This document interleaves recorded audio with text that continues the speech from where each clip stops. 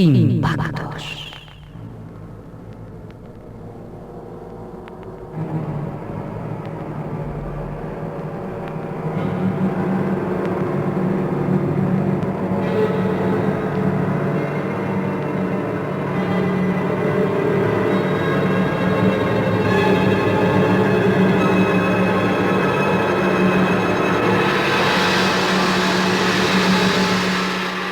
Impactos.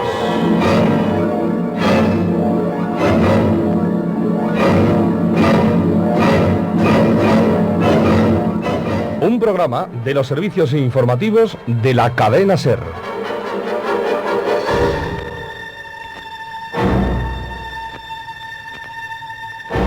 Dirige Pepe Fernández. Muy buenas noches, señoras y señores. Hoy se cumplen 8 años del famoso crimen de los Galindos. Después de transcurrido todo este tiempo, nos seguimos preguntando quién asesinó a aquellas 5 personas. Pero sobre todo nos preguntamos el por qué. ¿Cuál fue el móvil? Hoy por hoy nada o nadie lo sabe, a pesar de que no faltan llamadas extrañas de teléfono que acusan a determinadas personas. Nos quedamos la pasada semana en nuestra narración cuando el coronel, hoy coronel de la Guardia Civil, Antonio Cuadri, nos decía que, según sus subordinados, el cadáver del capataz Zapata fue colocado allí por manos extrañas. Ahora, por las señales, mis subordinados que vieron aquello dijeron que daba la sensación plena de que el cadáver había sido puesto en aquel lugar.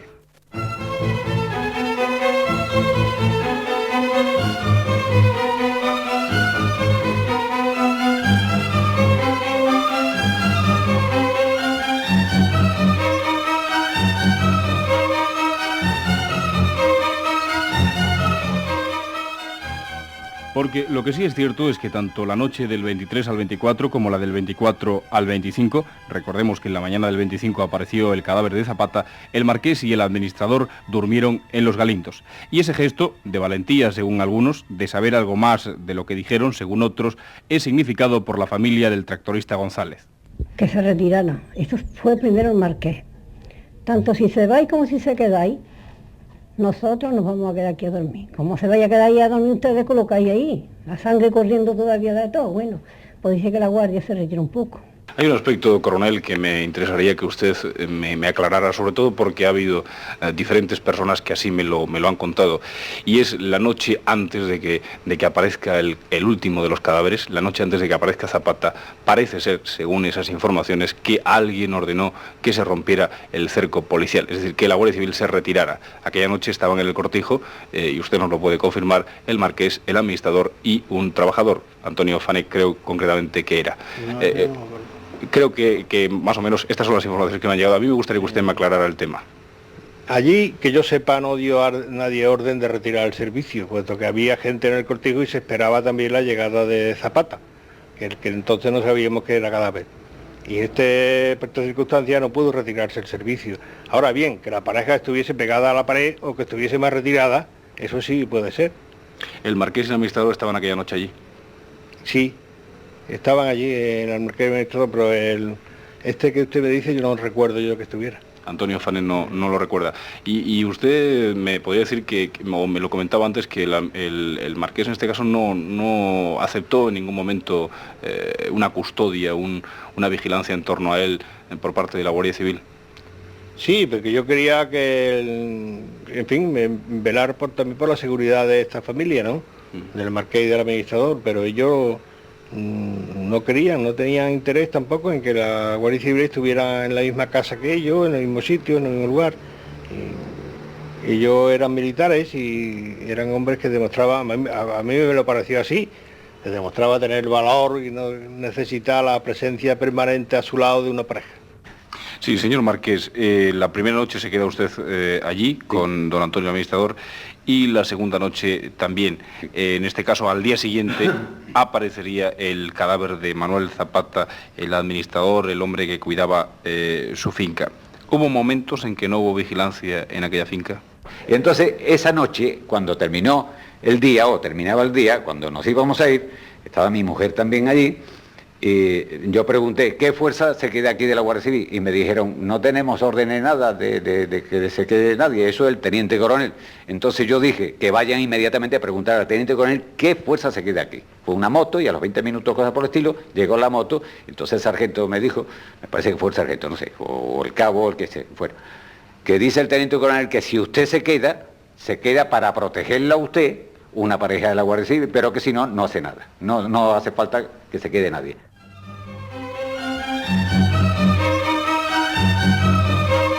En cuanto apareció el quinto cadáver, el desconcierto entre la Guardia Civil estuvo bien patente. El asesino no era Zapata y había que volver a reiniciar la investigación, partir de cero. Se buscó, se investigó, se trabajó día y noche y sobre todo la Guardia Civil centró su atención en el marqués de Grañina y el administrador don Antonio Gutiérrez. Yo recuerdo que investigaba inmediatamente la presencia del dueño de la finca, que era precisamente el marqués de Grañina, y entonces comprobamos que estaba en Málaga. Llamamos a Málaga y nos confirmaron que este hombre estaba allí en un entierro. Por lo tanto, había empleado unas horas para ir a un entierro y luego para volver, ¿no? Y en cuanto al administrador, había estado allí aquella tarde, pero se había marchado con dirección a Utrera, al parecer. Esto sería por conversación del mismo, ¿no? Porque yo me recuerdo de esto, pero no me acuerdo ahora ya por el tiempo transcurrido exactamente lo que pasó.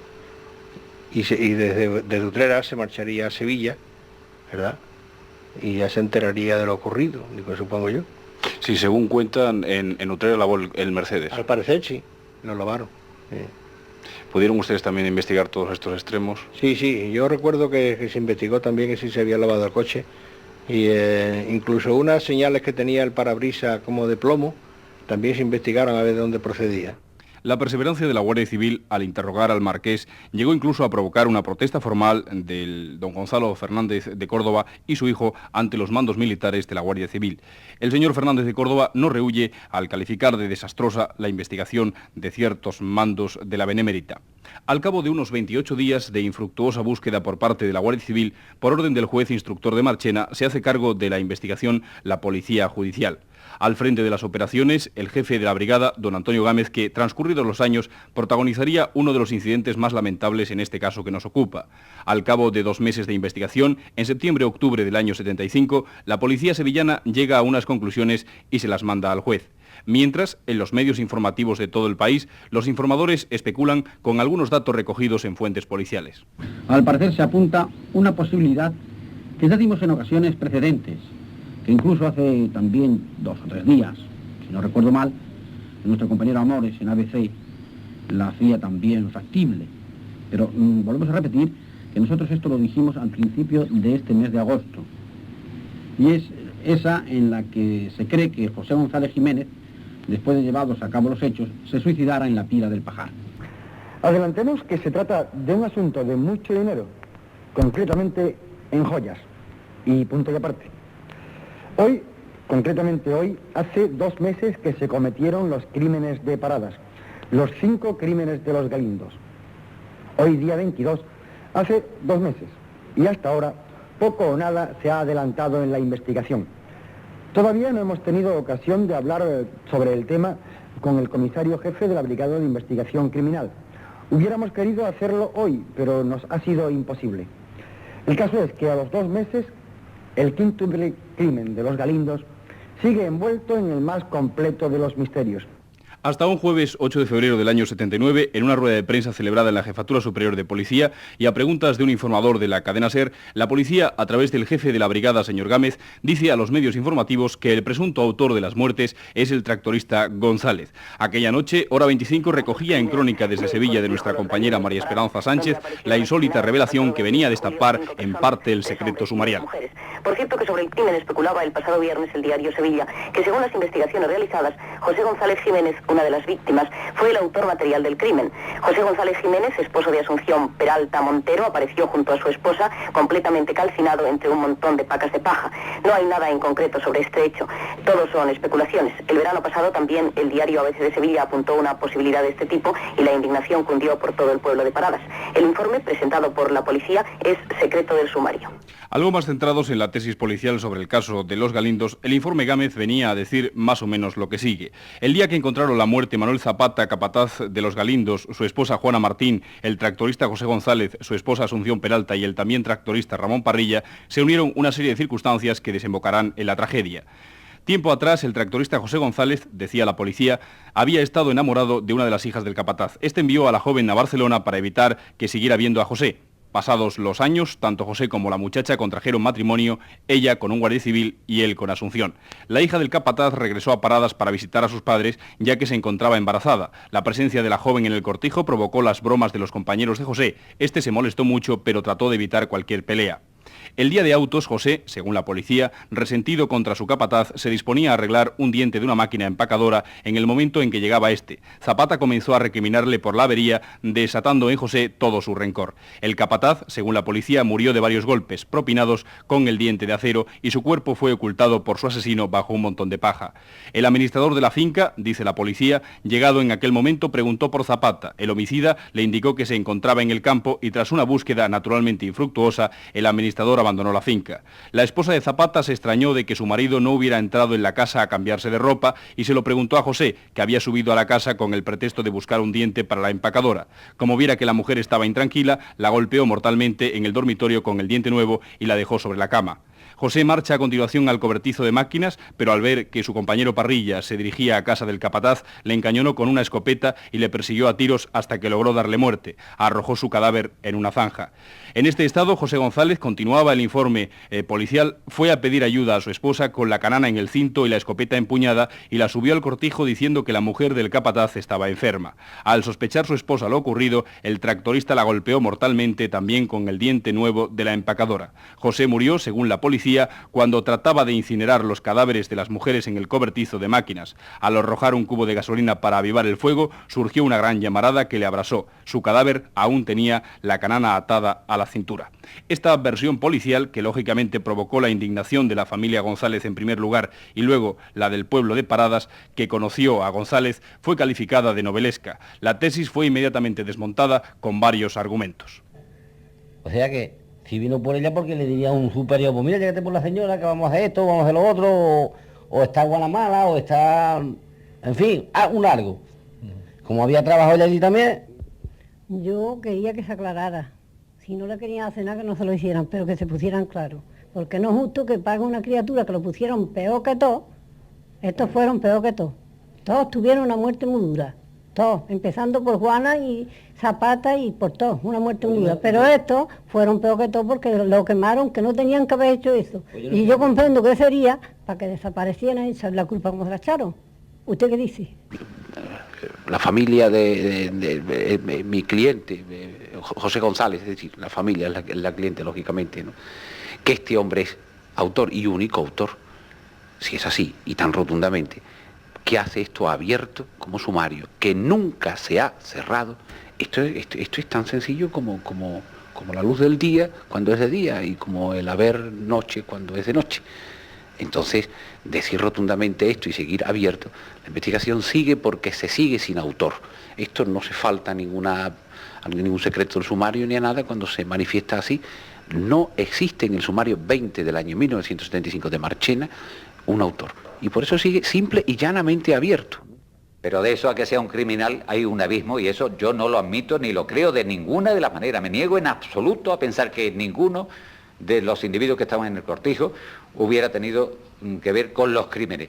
Y si me extiendo un poco más, yo creo que del pueblo de Paradas tampoco hay nadie complicado en este asunto, son dos señores de fuera.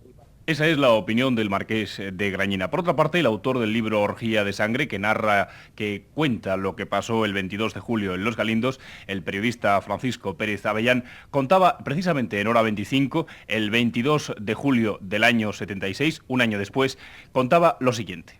Esto después se demostró que no podía ocurrir de esta forma porque José González era incapaz de haber llevado a cabo una serie de traslados por mortem que se llevaron a cabo en la finca de Los Galindos, y también era materialmente imposible que hubiese conseguido suicidarse de una forma verdaderamente abrumadora, porque de haberse suicidado lo habría hecho rociándose de gasolina, prendiéndose fuego a varios metros de altura del suelo sobre unas pilas de paja.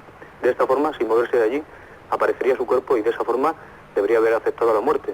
Es bastante difícil que alguien sea tan capaz de negar a todos sus sentidos la posibilidad de escapar de las llamas que le producen la muerte y innumerables dolores físicos. La policía sevillana, y en concreto el sucesor de García Baliño en la jefatura, José Manuel Blanco Benítez, no dudó en corregir el patinazo de su predecesor y aclaró públicamente que se seguía investigando y que era el juez quien debería en última instancia sacar conclusiones. El juez que más ha trabajado en el tema, don Antonio Moreno Andrade, salía al paso en unas declaraciones a la prensa local aclarando que el sumario seguía abierto y por lo tanto se continuaba trabajando. Las manifestaciones del juez al periodista Fernando Díez de la Cortina terminaban señalando que confiaba fervientemente en que el crimen se esclarezca por entero. Pero la imaginación, los comentarios de café, las investigaciones personales, los comentarios de prensa han dado en los últimos años las más variadas versiones sobre lo que pasó durante la siesta de aquel martes 22 de julio de 1975. Las hipótesis, como se verá, son de lo más variado. Para Alfonso Grosso, el polémico novelista sevillano, la suya, la que mantienen los invitados, no deja de ser un hecho novelesco. En este sentido van sus manifestaciones. No se me ocurrió nunca decir que era ni escritor, ni novelista, ni que iba a investigar el crimen. Esto me dio una serie de pistas mínimas, que son las que salen en el texto de los invitados, pistas más o menos ciertas. Yo no puedo asegurar que estas fueran las pistas auténticas, y lo quiero confirmar desde ahora, al decir que yo no digo de manera alguna que la tesis de los invitados, de mi novela, sea la única válida. Es más, yo pienso que haciendo una reflexión moral he de plantearme que puede ser una de esas tesis, pero no exactamente la verdad. En última instancia ya sabemos lo que decía Camus. Hay dos verdades, pero una de ellas no se puede decir. Quizás yo he cogido la verdad equivocada, o a lo mejor he cogido la verdad absoluta. Yo no lo puedo decir. Para el marqués de Grañina, su versión arranca con la llegada de una patrulla de la Legión.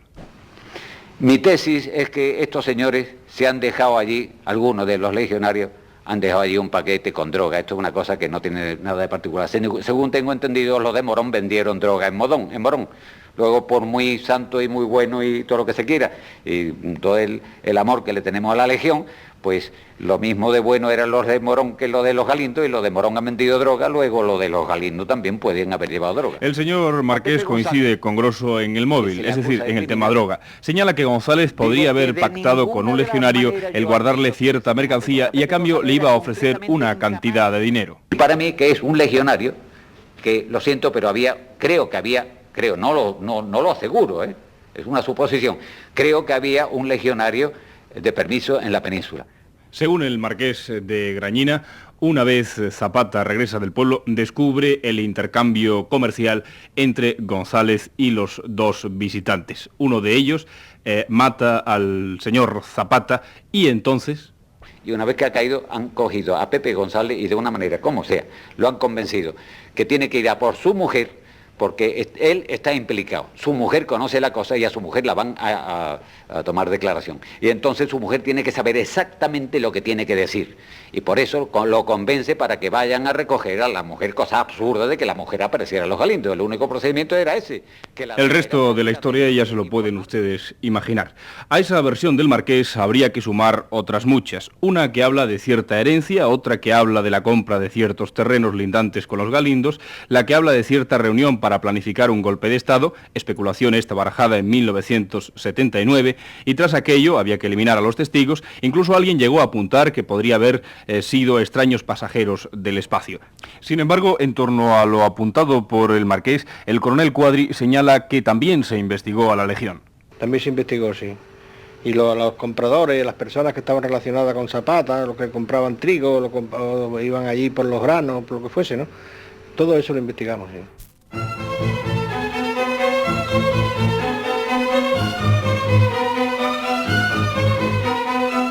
El juez de instrucción de Marchena, Heriberto Asensio, lleva en este caso 2 años y medio, más de 2 años y medio. Un caso que 8 años después continúa abierto.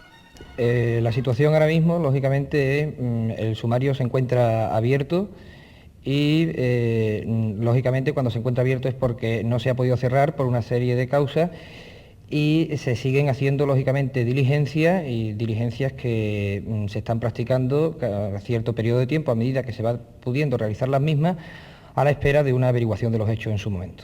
En este momento, señor Asensio, ¿cuál es la extensión del sumario 20/75 de Marchena? La extensión ahora mismo es aproximadamente de unos 500 folios. ¿Y como cuánta gente ha prestado declaración ya? Pues exactamente no puedo contestarle, pero más o menos serán aproximadamente unas 100 o un poco más o poco menos. Lo cierto es que se ha tomado declaración a todas las personas que directa o indirectamente han tenido relación con los hechos. ¿Cree usted que el hecho de que hayan pasado 4 jueces, contándole a usted, perjudica a un sumario del tipo de los Galindos? Bueno, en primer lugar, quería aclarar que, de hecho, es corriente, dada nuestra situación transitoria en los destinos en donde estamos, como decía, es corriente el que un mismo caso lo toquen varios jueces. Lo corriente, y ocurre en la mayoría de los casos, es que esto no influya. Creo que partiendo de esa base no debe de haber influido que en este caso concreto hayan sido varios jueces los que han venido, porque el juez que actúa en un determinado caso lo que hace no se lo lleva consigo, sino que lógicamente se queda, todo se queda escrito y cuando llega el siguiente, lógicamente, como yo he hecho y como me consta que han hecho los anteriores que han llegado, han leído completamente ello. Existe incluso algunas veces que se dejan algunas notas escritas a título particular para que las lea el juez que viene a continuación y este sea el encargado de realizar otras gestiones que si no se las encomienda al anterior, sí se las deja entrever para que la haga. Entonces creo que en principio no debe de haber influido el hecho de que haya habido distintos jueces en este sumario desde su iniciación. Decía usted, señor Asensio, a la primera pregunta nuestra, que el sumario sigue abierto, que lógicamente se sigue buscando quién ha podido ser el asesino en esta historia. Se me ocurre otra pregunta que de alguna manera ya está contestada. ¿Quedan pues cosas que hacer y lógicamente respetando el secreto sumarial? Sí, evidentemente quedan cosas por hacer. Si no quedaran cosas por hacer, el sumario se había cerrado y quedan por hacer cosas bastante. Lo único que ocurre es que, lógicamente, y como ha dicho muy bien usted, no puedo decir cuáles son porque, lógicamente, esto rompería el secreto sumarial en el cual me encuentro inmerso. ¿Cuándo se cierra un caso de este tipo? Bueno, los casos se cierran por una parte y lógicamente cuando se encuentra al autor, este autor se lleva a cabo el correspondiente juicio oral y como consecuencia del mismo existe una sentencia que puede tener un sentido favorable o desfavorable para el mismo y también surge la posibilidad de que el sumario se cierre de una manera provisional, que técnicamente se llama el sobreseimiento provisional. Y este ocurre cuando, practicadas todas las diligencias que son necesarias y posibles para el esclarecimiento de los hechos, este no se ha podido, bien porque no se sepa cómo se desarrollaron los hechos, o bien por el contrario, porque sabiéndose cómo se han desarrollado e incluso sabiendo quién es el culpable, este no se haya encontrado, o bien en el caso de que no se sepa quién es la persona. En este caso existe este sobreseimiento que es de tipo provisional y que se archiva a la espera de que en un futuro se pueda solucionar en momento en el cual se ordena la reapertura del sumario y en ese caso ya se siguen los trámites que hemos visto anteriormente hasta la conclusión con la sentencia del inculpado. Finalmente, pero de momento, señor juez, este no es el caso. Como usted decía al principio, el sumario sigue abierto. Sí, sigue abierto. El sumario, pues, sigue abierto. ¿Se llegará hasta el final? ¿Es este un crimen perfecto? La mayoría de las opiniones recogidas señalan que no, que este es un trabajo sucio y que tarde o temprano se descubrirá al asesino o los asesinos. No creo en el crimen perfecto. Yo creo que puede que el crimen tiene que aparecer el autor tarde o temprano. Yo no lo creo perfecto. ¿Llegará algún día, señor del Toro, en que se llegue a descubrir lo que pasó aquella tarde del 22 de julio en Los Galindos? ¿Me deja decirle que sí llegará? Bueno, yo pienso que evidentemente hay dos personas que están haciendo una gran labor en este momento. Es el nuevo juez, que el hecho de ser un joven, el hecho de querer esclarecer la verdad, hará un trabajo digno, y por otra parte la continuidad y la eficacia que durante años lleva Manuel del Toro, que no ceja en su empeño como defensor de la familia González, no solamente de demostrar que es inocente José González, sino incluso llegar a más lejos. Señor Marqués, ¿usted cree en el crimen perfecto? Hombre, el crimen perfecto se puede hacer, pero yo lo que creo que esto no es perfecto y esto se ha podido averiguar perfectamente bien.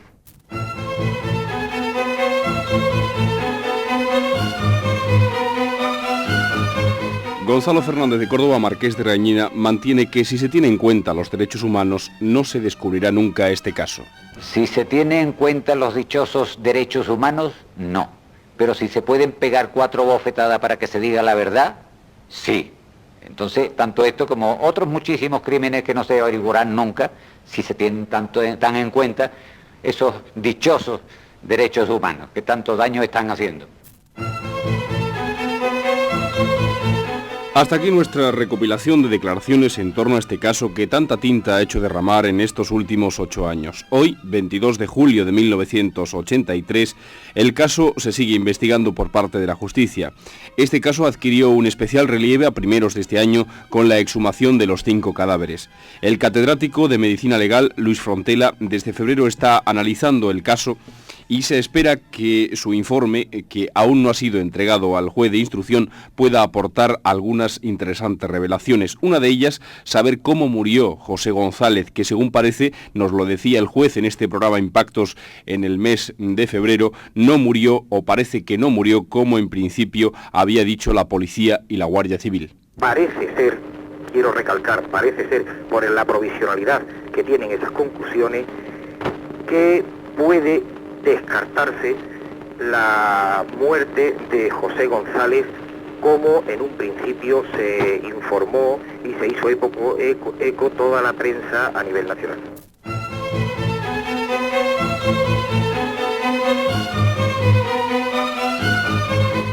Mientras, un inspector de policía que puede haber recorrido más de 15.000 kilómetros al tratar este caso, al investigar este caso, sigue a las órdenes del juez la investigación a fondo. Hoy mismo lo confirmaba el jefe superior de policía de Sevilla. El lío de Los Galindos es un asunto que ya conozco de mi primera etapa. Y en mi primera etapa dije que el sumario seguía abierto, que lo único que se había dado era una hipótesis de la Brigada de Policía Judicial, pero nada más que una hipótesis. El sumario seguía abierto y de hecho pues ahora tenemos otra serie de investigaciones. Lo que pasa es que, bueno, ahí hay un funcionario que está trabajando con el juez directamente a sus órdenes y haciendo una serie de gestiones, pero no sé concretamente cómo va el tema. Sí, no, el sumario está abierto, el funcionario sigue adscrito al juez y el juez sigue. Pero vamos, ya digo que actúa directamente a las órdenes del juez y colaborando con él. O sea. Vamos a finalizar, pero finalizaremos con algunas interrogantes. ¿Cómo murió José González? ¿Por qué fue a buscar a su mujer Asunción Peralta? ¿Qué presiones y de quién recibieron los investigadores hace 8 años? ¿Por qué el administrador de los Marqueses de Grañina no quiere hablar sobre este caso y prefiere olvidar? ¿Cuál fue exactamente el móvil? ¿Droga, amoríos, dinero, negocios extraños? ¿Qué se ha encontrado en las exhumaciones practicadas por el doctor Frontela? ¿Son 1 o 2 los asesinos? ¿Han habido más cómplices? ¿Hay quien sabe cosas que no le ha contado al juez? ¿Se acabará sentando en el banquillo de los acusados a los responsables de asesinato? 5 losas son muchas losas, pero la justicia sigue actuando desde hace 8 años. Por nuestra parte nada más, señoras y señores. Volveremos el próximo viernes a las 11 de la noche en la cadena SER, en el programa Impactos. Dentro de tan solo unos momentos, hora 25 en la SER. Buenas noches.